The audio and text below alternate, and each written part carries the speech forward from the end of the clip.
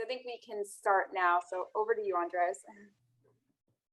Yeah, thanks a lot. Welcome to the first plenary of this year's conference.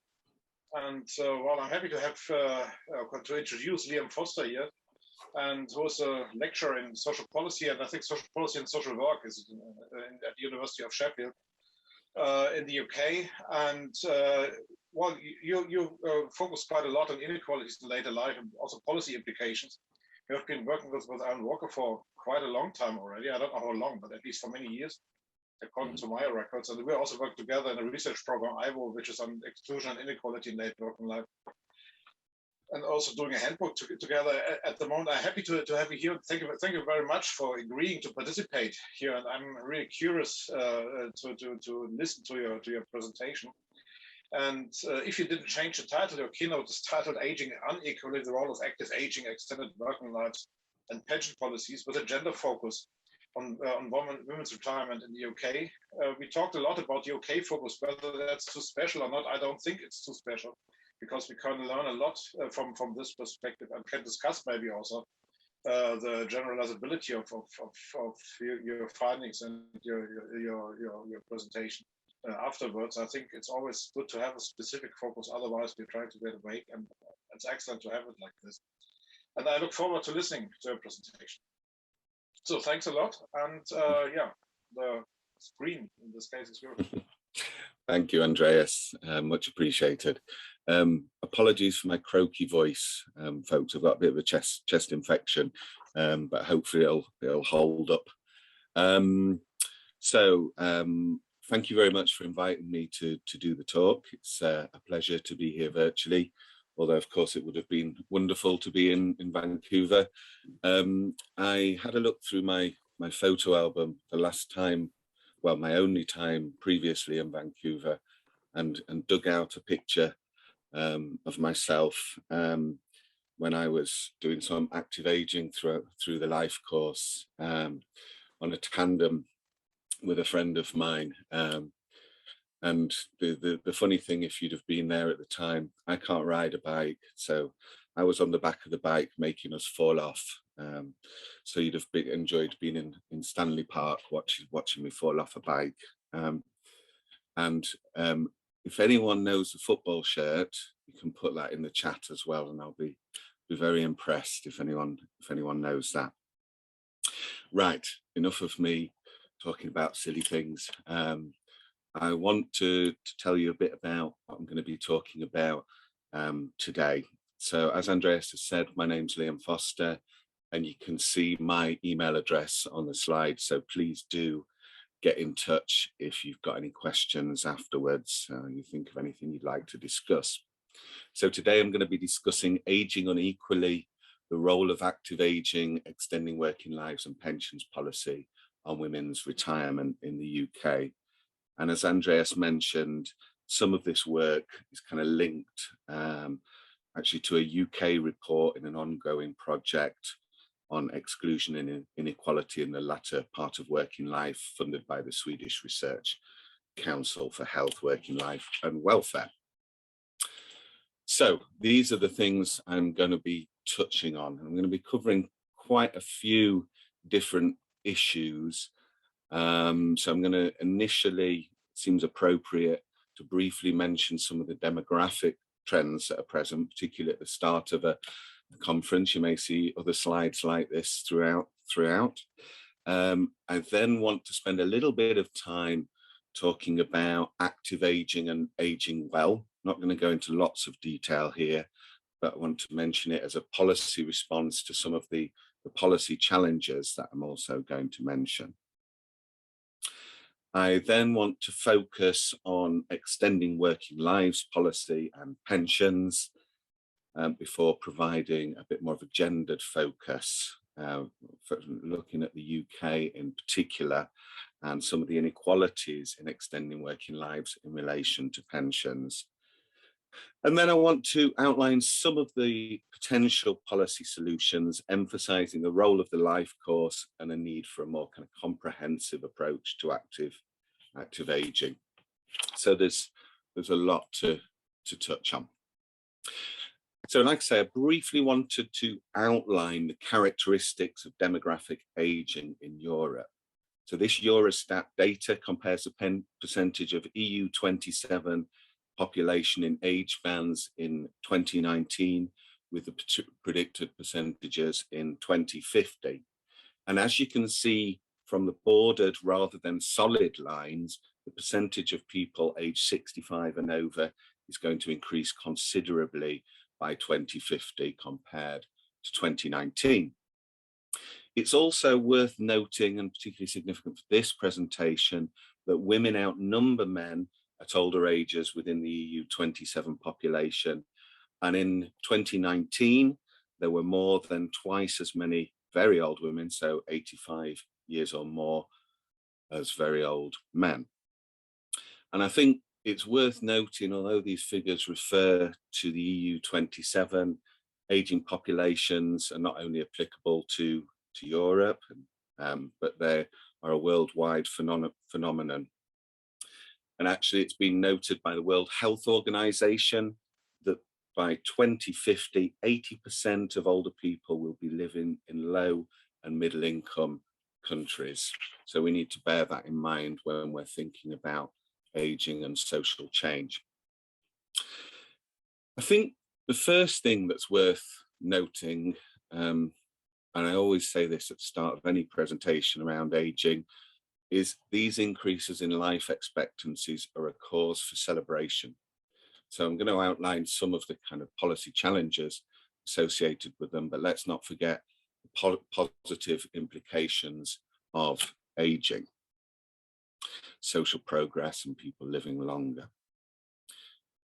These increases in longevity have led to a greater focus on the nature of later life, including how to sustain activity and health and also enhance well-being. And there's been some further recognition of the wide diversity of the aging process, although arguably not enough, as will become apparent later in this presentation. At the same time, increasing longevity has led to a greater focus on debates regarding the operation of welfare systems and their sustainability. There's kind of been a crisis rhetoric associated with demographic aging and welfare provision, and it's been seen as a threat to intergenerational solidarity. And this is particularly apparent in relation to baby boomers and kind of ideas around and representations of baby boomers. And there was a great quote about 10 years back by Sarah Vine, who wrote in the Times that the baby boomer generation represent an extraordinary generation who are not only economically blessed, but they also had the most hedonistic and uncomplicated fun since the Romans, all the sex, the best music. I'm sorry, Coldplay is no match for Jimi Hendrix, and all the easy idealism of privilege.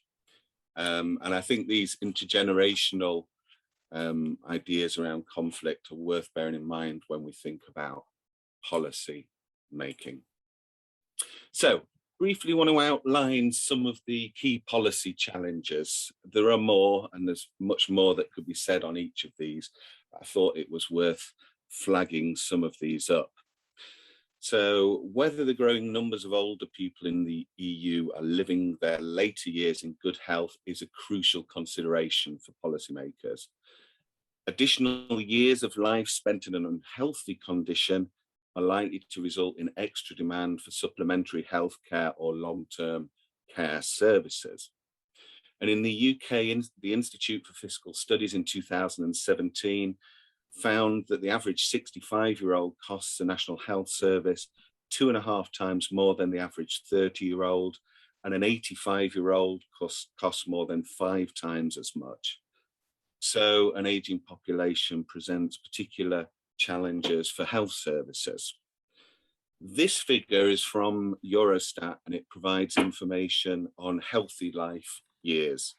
And across EU 27, in 2018, women aged 65 years could expect to live on average for 10 years of their remaining lives in a healthy condition, while the comparable figure for older men was 9.8 years.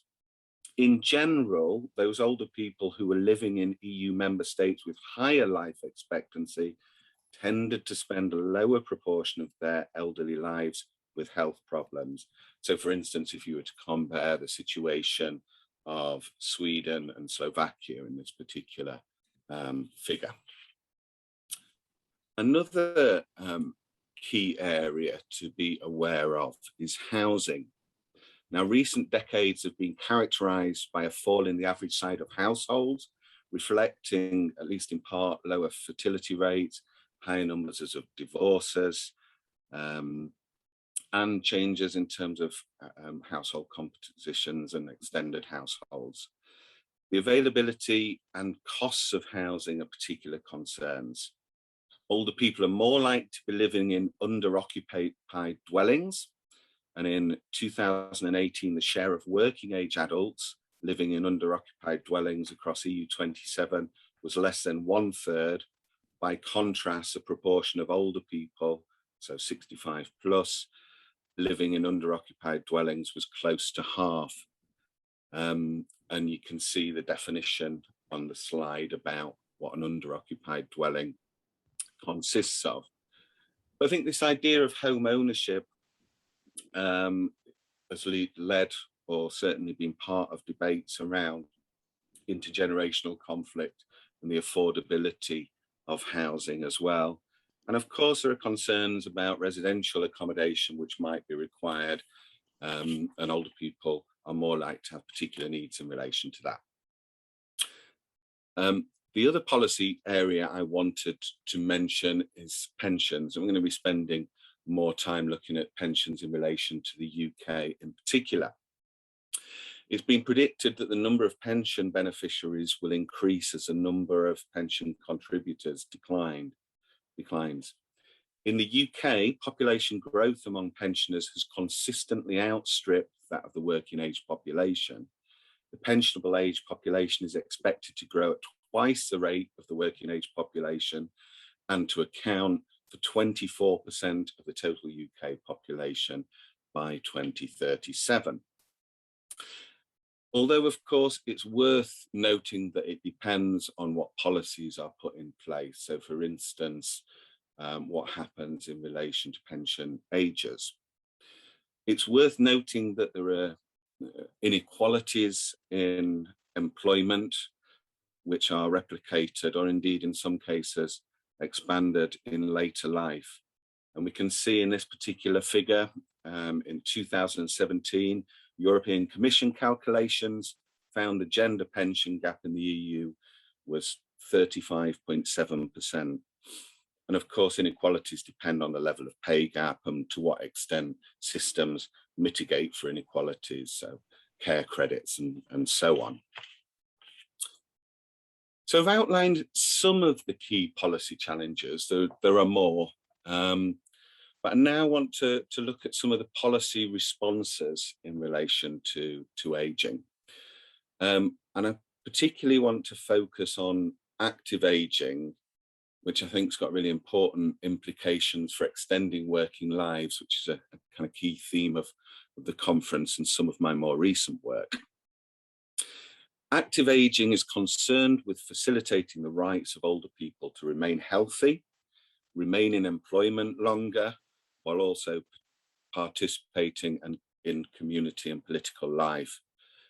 And active ageing can help us develop appropriate social policy responses to challenges presented by an aging population. It's been widely used in the past 25 years in Europe in particular, largely as a result of efforts of the World Health Organization and the European Commission. The active ageing discourse focuses on encouraging the participation of older adults in society, and it emphasizes the competence and knowledge that older people possess. And I've put here the most widely used definition, I think, of active ageing from the World Health Organization.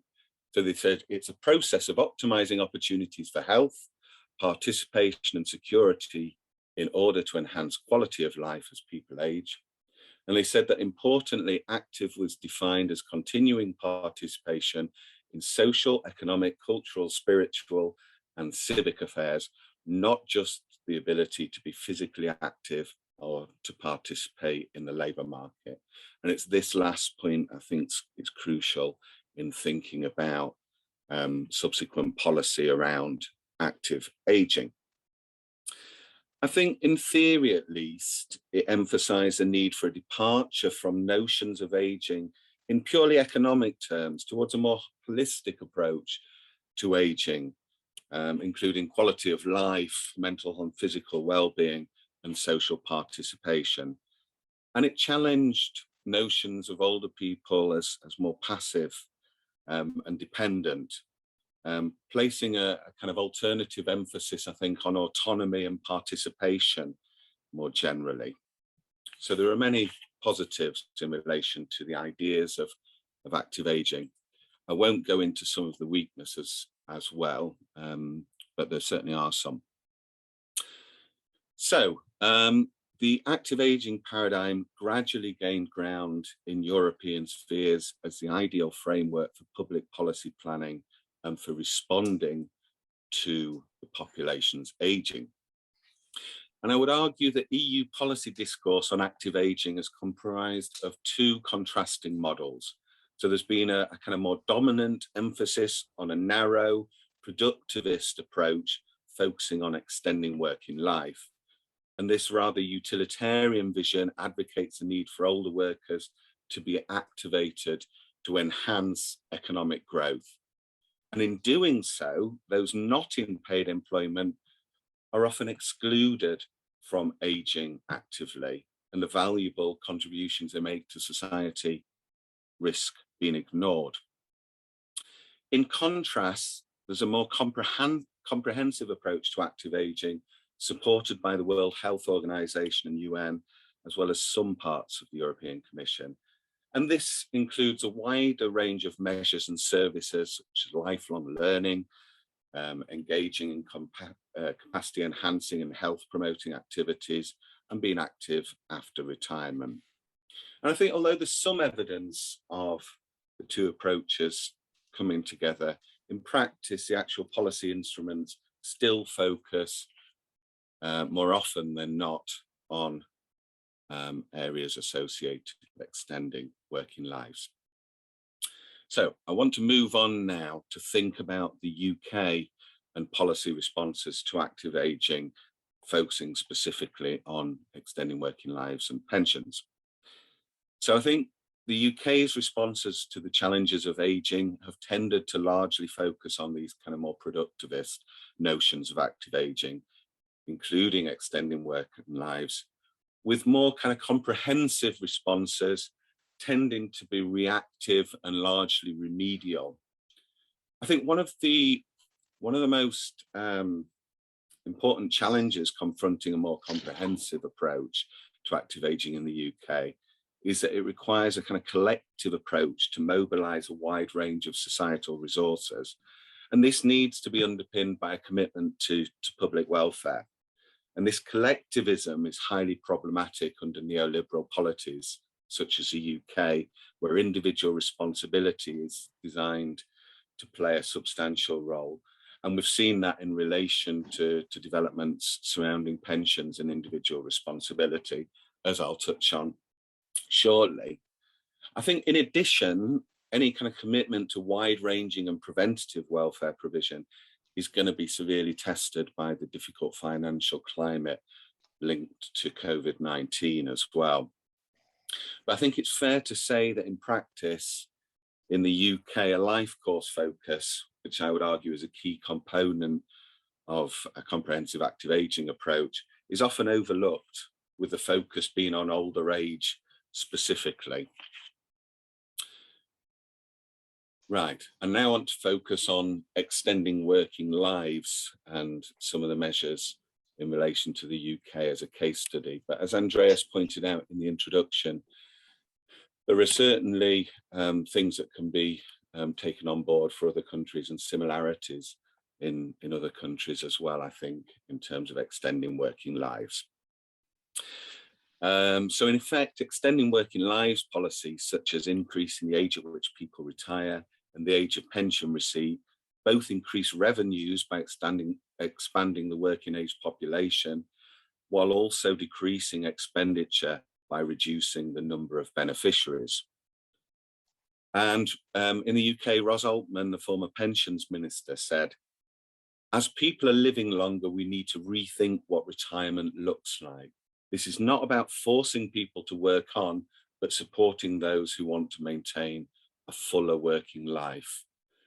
Our concept of retirement and aging in a workforce must move with the times as people's lives and the population demographic changes.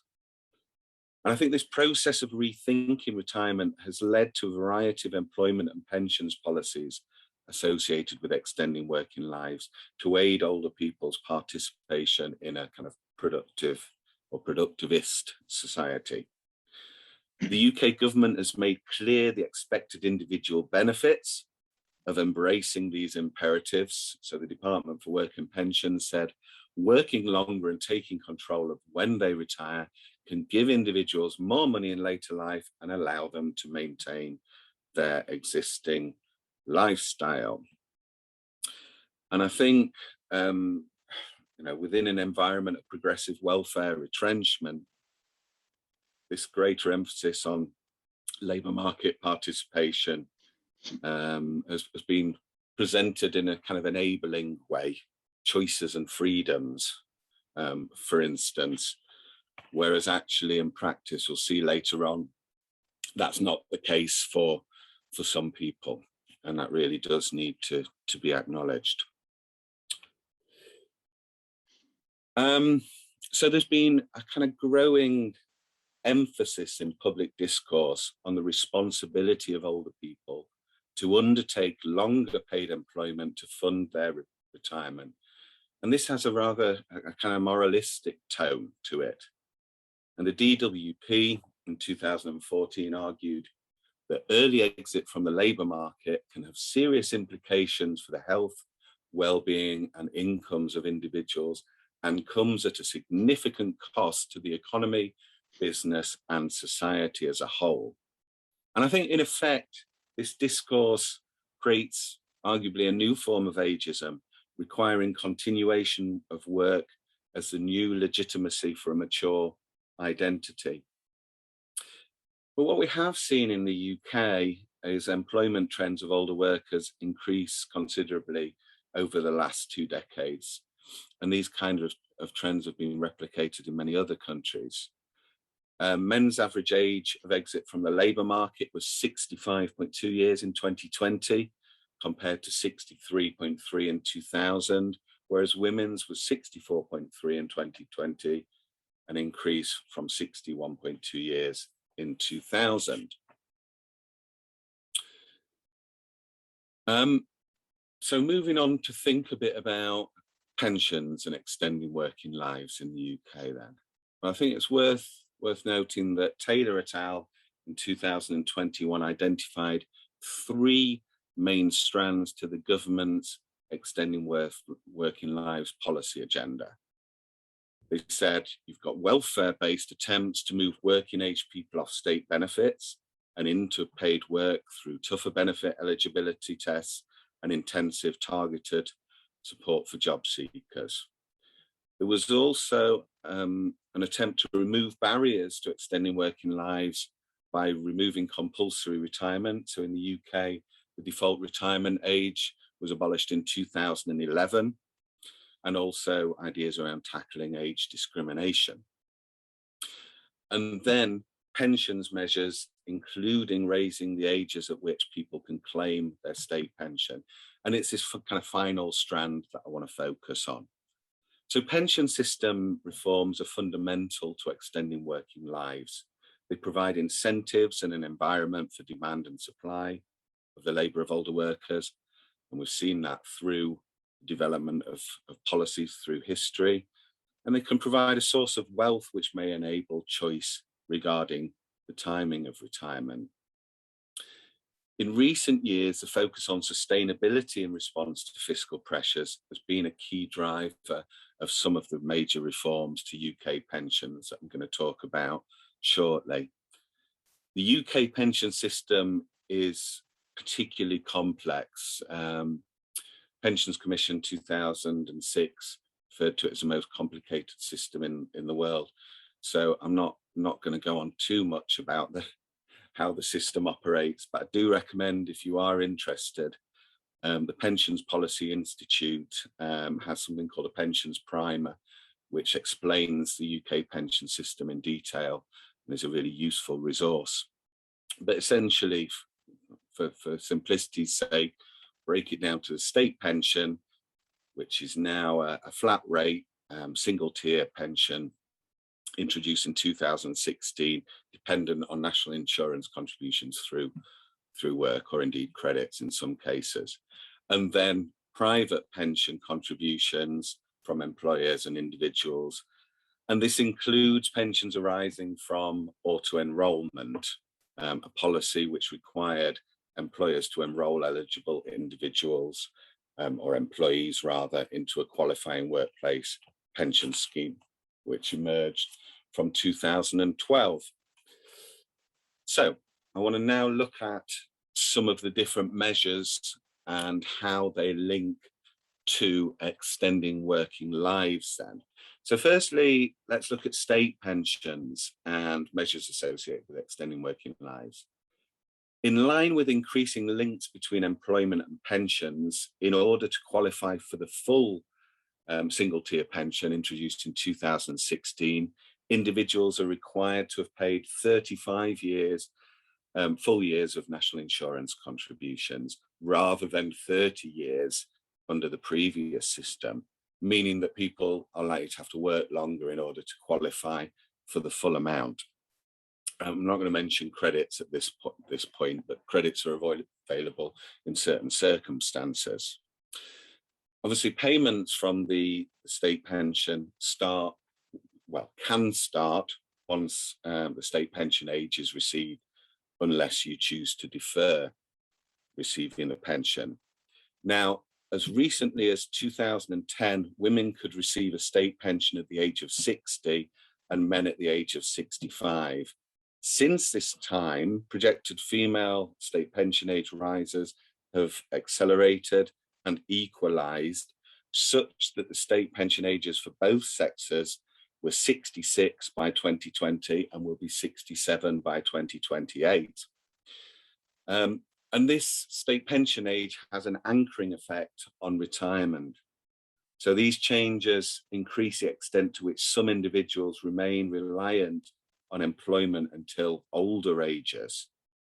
And this is indicated by the fact that the biggest recent increases in rates of employment have come amongst women between the ages of 60 and 65 and men aged 65, which reflects the impact of state pension age increases on these particular groups.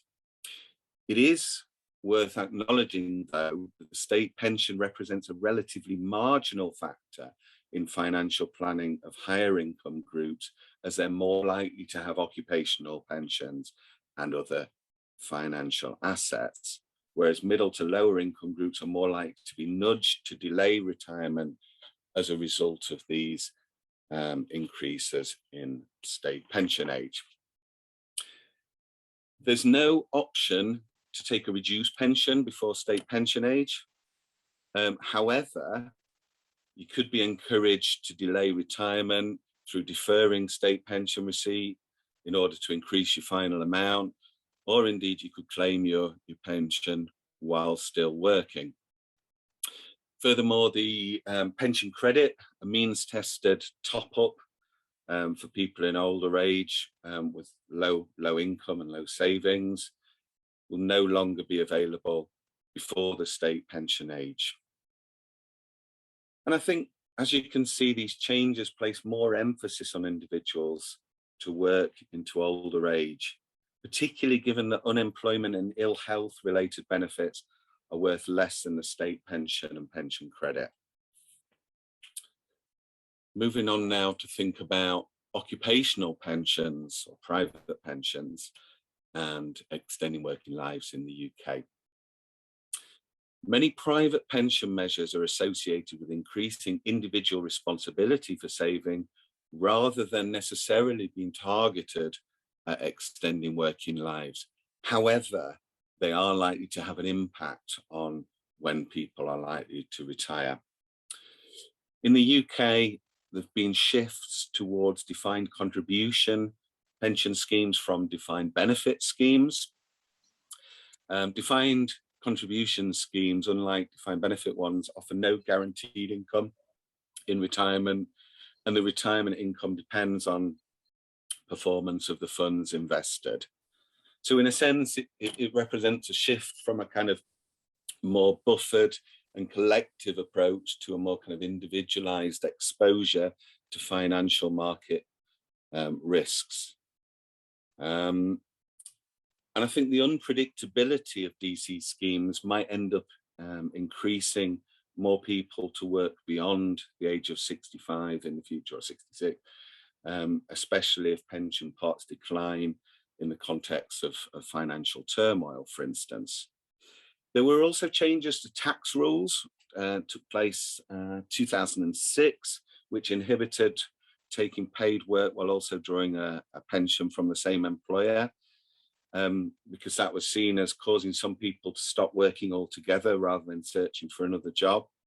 Another early retirement deterrent was imposed in 2010 with the age threshold for drawing a private pension increased. And there have also been concerns about levels of saving and the need to encourage, well, and also I would argue people's inability to plan in relation to pensions and make decisions, which led to the introduction of auto-enrollment since 2012, a form of kind of soft compulsion into non-state pensions.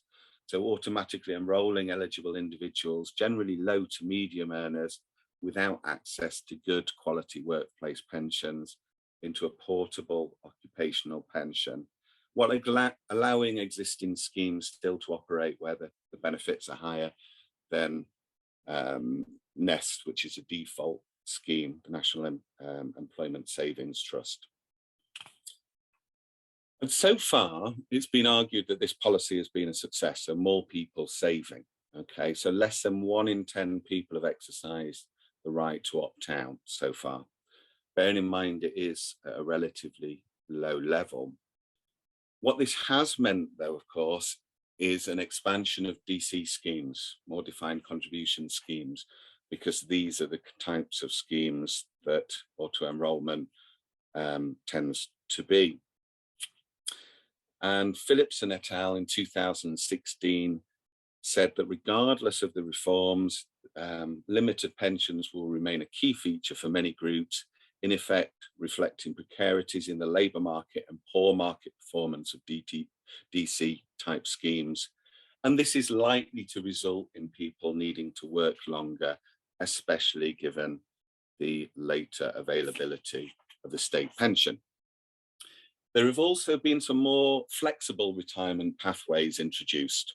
So in 2015, if you had a DC scheme from the age of 55, you could more flexibly take your pension pot and use it in different ways, potentially phasing retirement, for instance.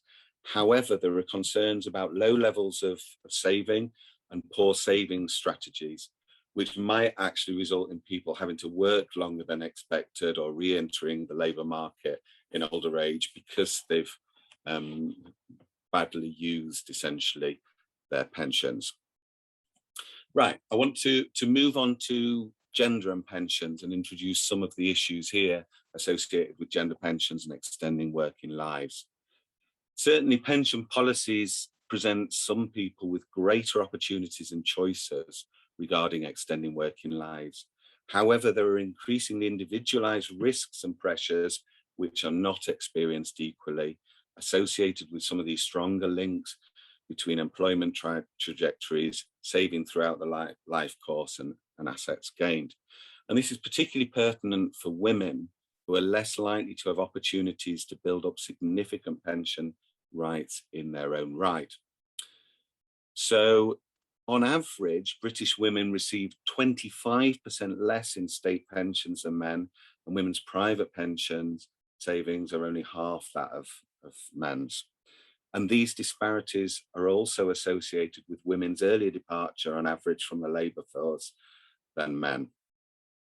So I think we need to think about some of the implications of these recent pension developments associated with extending working lives and their impact on women. And I think there's often a danger of overlooking the gendered nature of work and retirement and homogenizing the process of retirement. A one-size-fits-all extending working lives policy approach rests on assumptions of an ungendered adult worker model, which assumes work is available equally to older workers, that they're in a position to be employed, including being sufficiently healthy to engage in employed work, in addition to earning enough to be able to contribute to a pension. And these assumptions don't hold for a number of women who are more likely than men to face challenges associated with gendered care norms, disjointed work histories, ageist attitudes amongst employers, and low pay. And they're also more likely to exit the workforce as a result of chronic health conditions. I think it's also worth noting that women are not the only group who are disadvantaged in relation to pensions, and I've not really got time to go into it here. But certainly the Pensions Policy Institute in 2016 produced a report about the underpensioned, focusing on disability and ethnicity as well. And they discussed the double disadvantages some groups faced.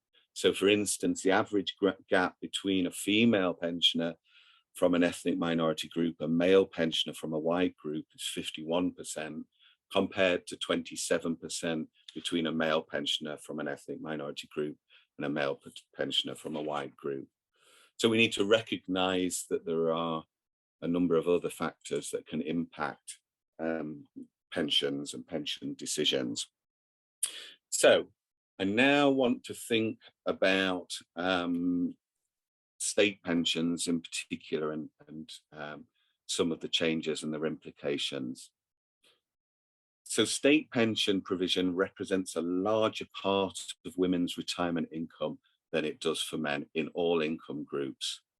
So essentially the kind of reforms I've been discussing in relation to state pensions are more likely to adversely affect women. Increases in state pension age, in addition to moves to equalise women's state pension age, have presented challenges for many women. In particular, the impact of the Pension Act 2011, which accelerated the pace of change, affected around 2.6 million women in Great Britain. And the acceleration of the state pension age has been met with a strong backlash, both within Parliament and the general public, and in some cases linked to negative mental and physical health effects for the women affected. It's led to the establishment of the Women Against State Pension Inequality, the WASPI campaign, which has been really kind of proactive in campaigning for women's rights in relation to pensions and the lack of notice provided, because of course pension planning is important in decision making. And there are people who, through lack of opportunities, poor health, care and responsibilities, are unable to respond to those developments, even if they are aware. So for instance, women aged 60 to 65 are almost 3 times more likely than men to be out of work because they're looking after a family member or home. An increase in longevity increases the number of people who need care as well, and this disproportionately falls on older women. Changes to the pension credit, again, affected women more because they were one of the groups who were most likely to claim it, given that it's a means tested benefit for those on the lowest benefits. And also the new single tier pension in 2016, real implications in terms of national insurance contributions. And indeed, there are some crediting arrangements for people with children under the age of 12, for instance, but in certain cases, people didn't know or haven't been aware of how to claim them. Yeah, so a lack of knowledge and awareness and complex system has really disadvantaged some women. So for instance, even if you weren't eligible for child benefit, you still needed to be claiming it to get your national insurance contributions towards your pension, which is a very kind of strange way of doing things. And I think this kind of link between years of national insurance contributions really kind of emphasizes a preference for a heteropatriarchal experience of work, serving to privilege an idealized worker able to perform a masculinized occupational life course role. In terms of occupational pensions, then, I'm going to kind of briefly run through these, so I'm aware of time. Certainly DB to DC schemes is a real challenge for a number of women because they can ill afford poor investment performance given their generally smaller levels of pension pots. Auto enrollment has been successful in increasing the number of women saving, but inequalities still persists. It excludes a greater number of women than men, because if people aren't working, they're not auto-enrolled into a scheme. It provides no form of pension credits.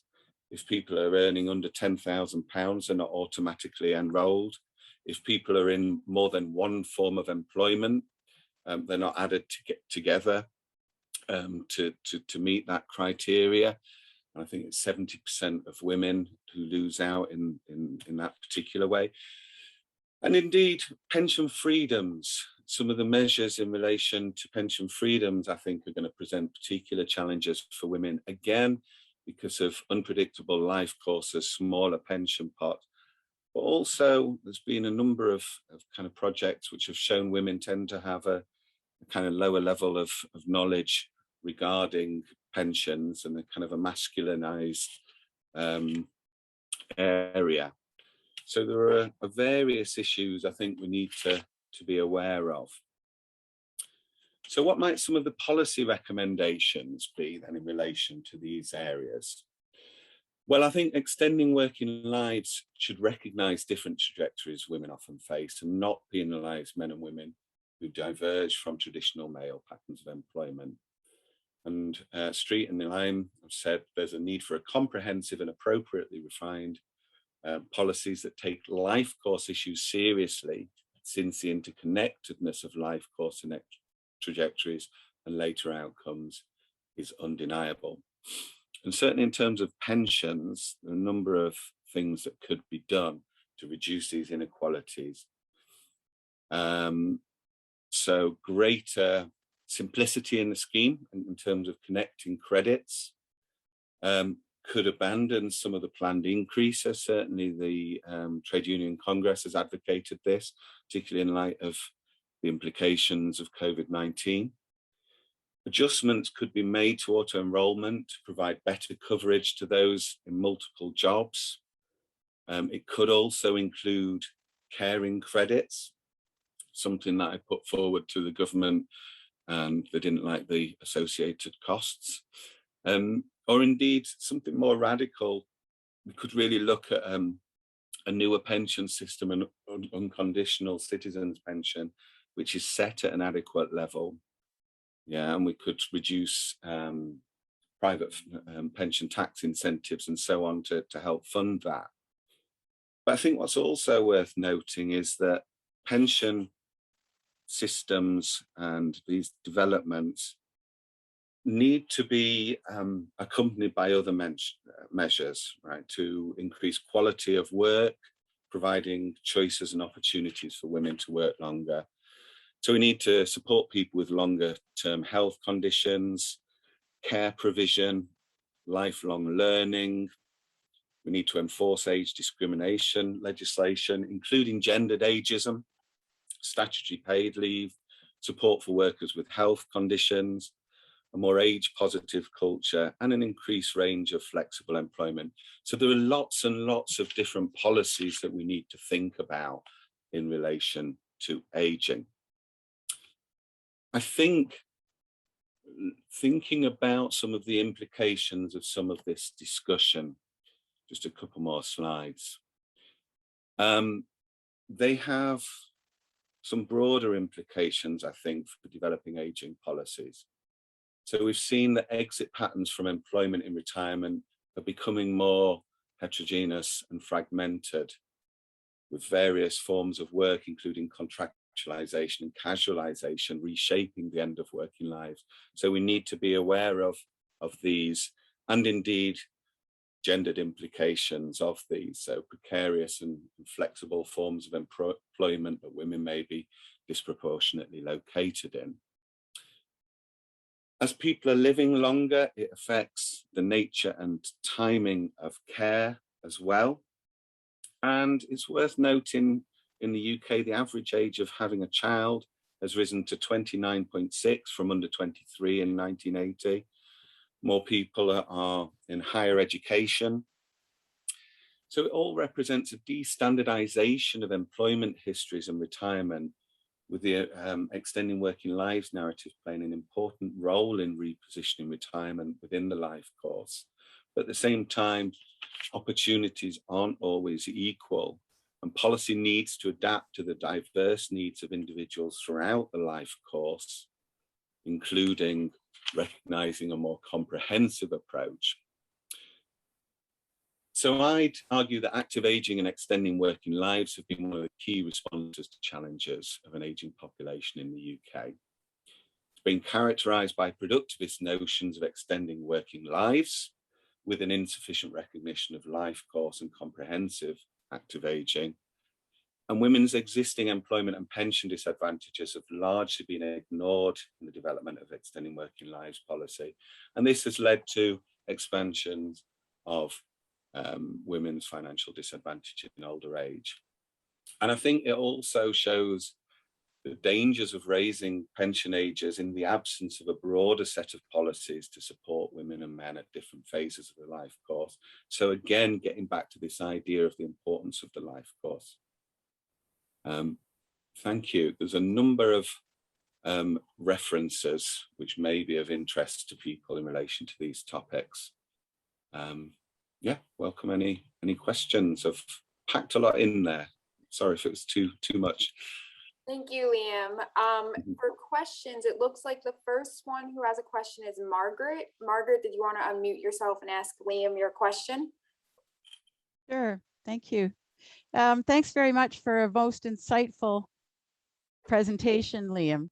I'm from Canada, so our system is a bit different. So I had a question about something you mentioned earlier on in your presentation, which was a care credit. Can you explain what that is in the UK pension system? Yeah, sure. So essentially, when people are working, they pay national insurance, yeah, and that money is then used to fund pension schemes, for instance. If people are undertaking certain forms of care, so for instance, for a child under the age of 12, or for people with certain disabilities, for instance, you may get credits. So let's say you're not working, yeah, in those situations, you would be credited, given national insurance credits to contribute to your state pension when you're older in those circumstances. The problem is the system has been made so complex that people don't realize that they'll be eligible for credits because of how the system operates. So for instance, like I was mentioning, child benefit in the UK, people only receive child benefit if their combined income with a spouse is below a certain amount.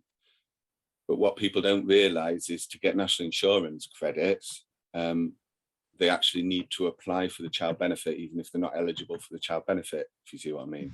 So there are some strange kind of idiosyncrasies with the system and complexities, which I think are problematic. So credits are great. And like I say, I recommend expanding credit, certainly to a basic level in occupational pension schemes. However. Thank you. You're welcome, Margaret. Thanks. Thank you. It looks like the next question is coming from Sarah. Sarah, did you want to unmute yourself and ask your question? Sure.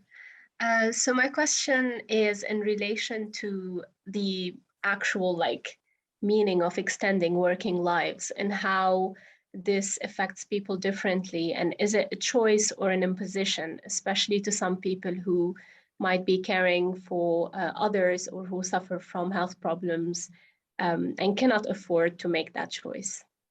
Thank you. Yeah, sure.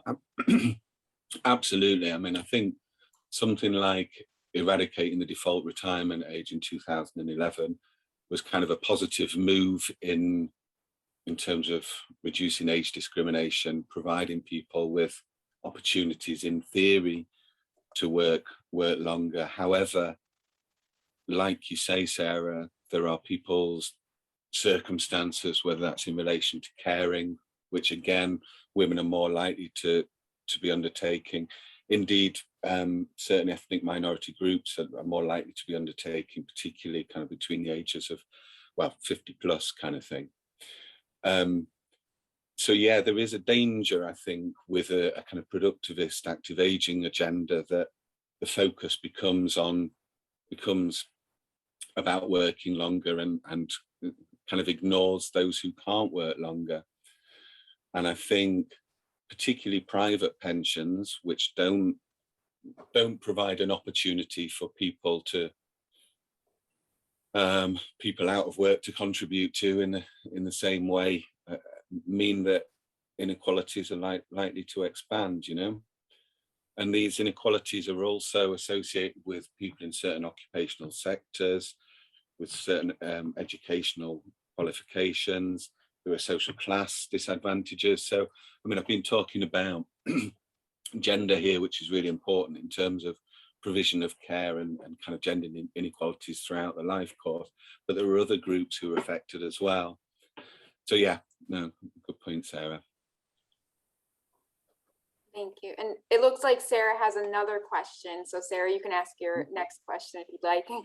Yes, thank you so much. And thank you for your answer. I was just wondering, because we are focused on the aging population, of course, but also we are starting to realize that the middle-aged group is becoming something that the sociologists like to call the sandwich generation, which is particularly what you presented in one of the figures on the slides, where the woman is basically, or the middle-aged group is catering for young children, but also for elderly parents. And so my question is, are there any new policies in the horizon or existing policies that cater for this particular group to support them in their work and retirement plans? Really, yeah, good point. And people like Sarah Vickerstaff and Wendy Loretto have written quite a lot about the sandwich generation and how certainly caring for older people, older relatives, for instance, tends to be a kind of more invisible task than caring for children as well. In terms of policies, certainly in terms of private pensions, I think they're problematic. From 2014, I believe it was, people could, employees had the right to request flexible forms of employment which needed to then be considered by employers. And I think that can be one strategy for people to manage different forms of responsibilities. But yeah, I mean, I think there's a question about financing of care provision more generally, and the implications that has for people's employment. So yeah, carers have been considered more in terms of assessments.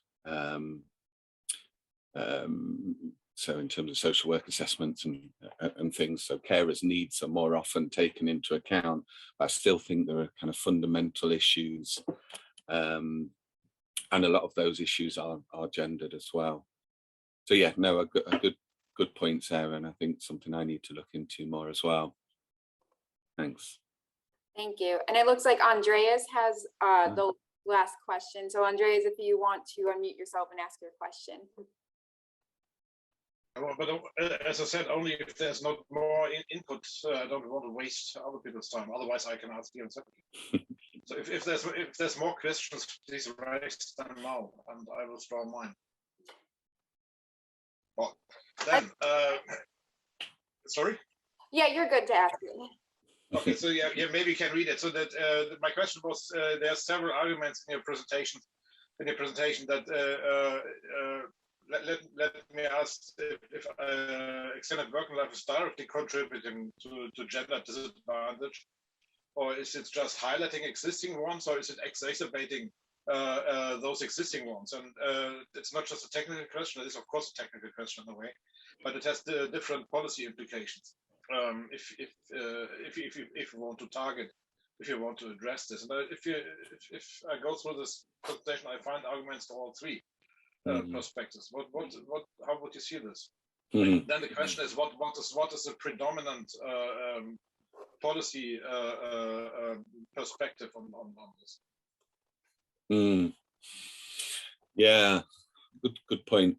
I mean, I think, like you say, it does various things. So I think it certainly exacerbates in terms of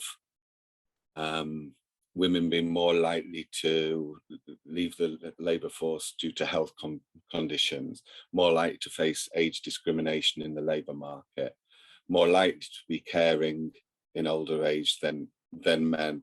So I think if you extend working lives without considering some of these inequalities and eradicating some of these challenges, essentially you are exacerbating the problems, particularly if you're talking about retirement income. However, I suppose you could argue, and I think I've probably presented rather a one-sided argument in some ways as well. Encouraging women to work longer will obviously also have the effect of encouraging more women to save for longer, and essentially could be beneficial when they retire. And I think the other point you were making about earlier in the life course is it a kind of continuation of yeah, I mean, I suppose in terms of things like care and responsibilities earlier in the life course, people not returning to full-time employment, missing out on opportunities for promotion, training, and so on. All of that then has knock-on effects for later life and income later life, and opportunities to extend working lives as well. So yeah, I think there are various things to consider really, and it's not just yeah, I don't think it's easy to say. I'm copping out here, aren't I? But I don't think. Yeah. I don't think there's a straightforward response. Yeah. There's no straightforward response. I didn't expect it. It was just to see that there's different perspectives offered by your presentation, which I found highly interesting. And there's, of course, maybe even three perspectives that we have to follow. That is not directly it's not directly arguing that extended working life is creating these gendered differences, but it's based on something that we have to address much earlier, which would have different effects on of aging policies. Yeah. But now I'm silent. Sorry, Elizabeth. Fine. Thank you. I posted the link for the discussion board for Liam's session in case you want to continue the discussion. Thank you, Liam, for that amazing presentation. This recording will be uploaded later today if anyone wants to go back and rewatch it. We have another session in about 30 minutes for Maritz Hess. I'm going to post that link in the chat. I encourage everyone to attend. And again, thank you for participating in the conference. Thank you for having me. Thank you. Bye. Bye.